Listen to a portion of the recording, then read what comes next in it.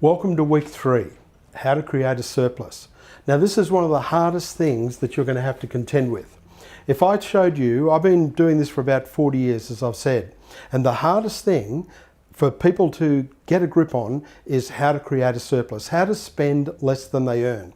If everyone spent less than they earn, just think about it for a minute, there'd be no credit cards. We wouldn't need them because we'd all have the cash to do the things that we dream about. So that's the basis of how important it is to create a surplus if you want to get ahead financially. So what's the difference between good debt and bad debt? So for instance, we're going for our first home. We've applied to the First Homeowners Grant Queensland. My company's topped you up, so you've got your 10% and you're moving towards your first home. Now, is that first home debt that you're going to get from your friendly bank, is that a good debt or a bad debt? In my opinion, it's a bad debt. The difference between a good debt and a bad debt is a bad debt, you've got to pay it off. So we've got to go to a lot of work to make sure that you can handle that bad debt. Now, good debt is a debt that's going to make you money. Now, I'm an investor, as you know. I've got a lot of properties, and lots of people that I work with over the last 40 years have got multiple properties. And why it's good debt, even though they've had to borrow to buy those investment properties, a tenant is paying it off for them. So I'll give you an example. If we're in our property in Ipswich and we buy our average about $400,000, the interest repayments on that over a 30-year loan will be about $380 a week. The rent for that property would be $380 to $390 a week. So after 26 weeks, if you found that you really weren't happy there or you didn't like living in Ipswich or whatever, you could rent that property out.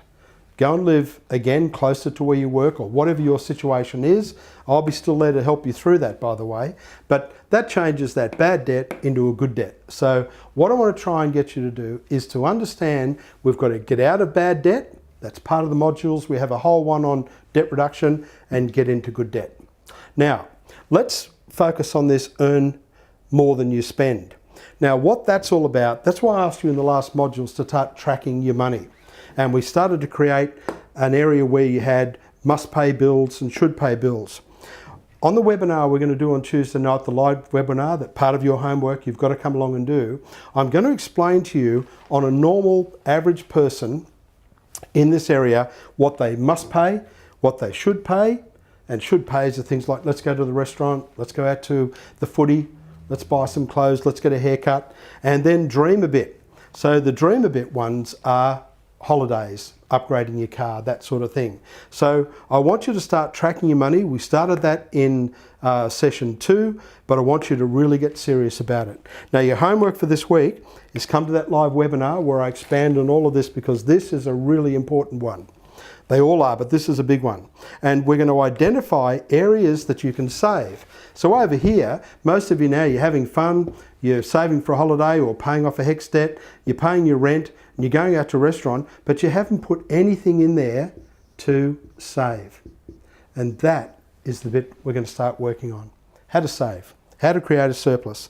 And then I want you to all start Dream a Bit page. And on our Tuesday night webinar, I'm going to ask you to send that in because I want to know what some of your dreams are, and then we can start to put how much you should be saving towards it, how that works.